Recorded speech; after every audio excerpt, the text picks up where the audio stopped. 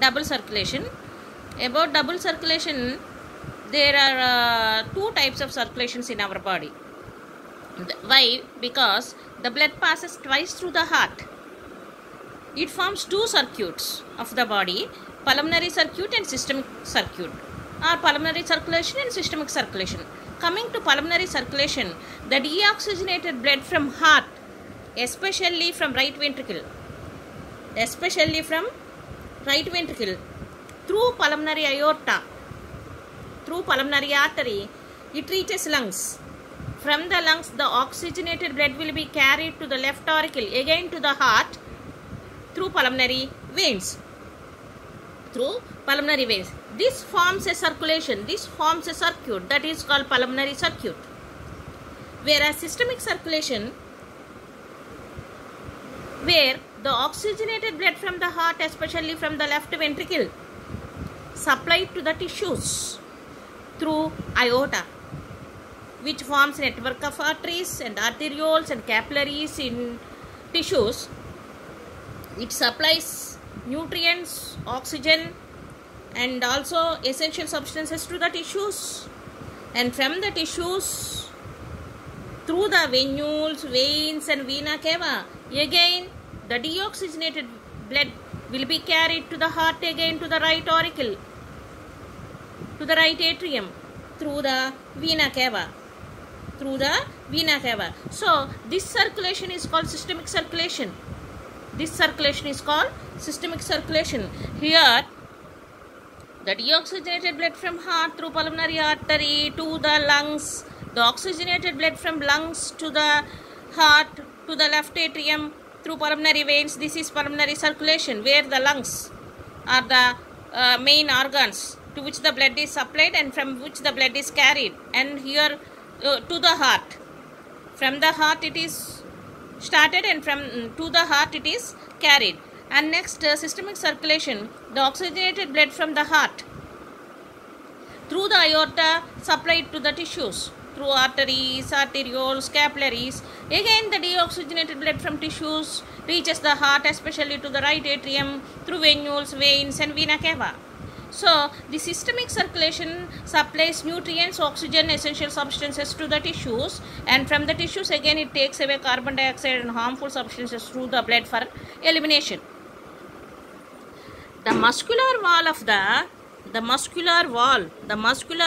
the left ventricle is much thicker than the right ventricle. Why? Because the right ventricle, it just pumps the blood to lungs only, but the left ventricle has to pump the blood to different parts of the various parts of the body until our toe region. So the work performed by the left ventricle is greater than the right ventricle. That is why the walls of the left ventricle is much thicker than the right ventricle. This is the diagram which shows the two circuits. This is pulmonary circuit and this is the systemic circuit. Coming to the circulation through special organs. Renal portal system. In fishes and amphibians, renal portal system is also found in addition to this, and it is reduced in reptiles and birds, and it is absent in mammals. Hypophyseal portal system is also seen. Hypophyseal portal system which collects blood from hypothalamus and pours that blood into anterior pituitary. This we can discuss in detail in neural control. And next, hepatic portal system. Actually, portal vein does not carry blood directly to the heart, but it forms capillaries in another organ before reaching the heart. Here the portal vein with small veins through which it receives the blood is portal system. The system is named after the organ to which it carries the blood. Suppose if it is liver, hepatic. Suppose if it is kidney, it is renal. Thus, hepatic portal system is a vascular connection between digestive system, digestive tract, digestive organs and liver. Liver receives blood from two sources actually. Oxygenated blood from hepatic artery which is the branch of aorta, and deoxygenated blood by the hepatic portal vein from the digestive organs before reaching the heart. It first reaches the liver. The importance of this portal system is the blood from digestive tract contains glucose, amino acids, which are the digestive forms of simplest forms of carbohydrates and proteins. So excess glucose here, it is converted into glycogen in liver. Whenever the body feels deficiency of the food, then the glycogen will be converted into glucose.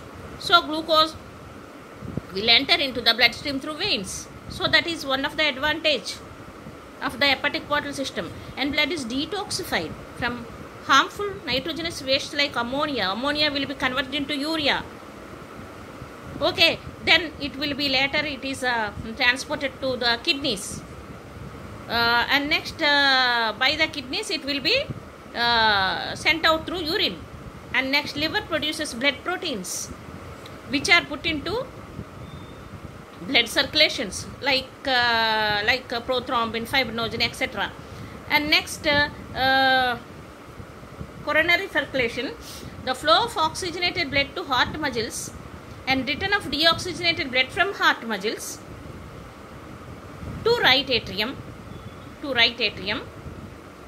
oxygenated blood from left ventricle to the heart muscles through the aorta, through the coronary arteries, and return of deoxygenated blood from heart muscles to right atrium, that is coronary circulation.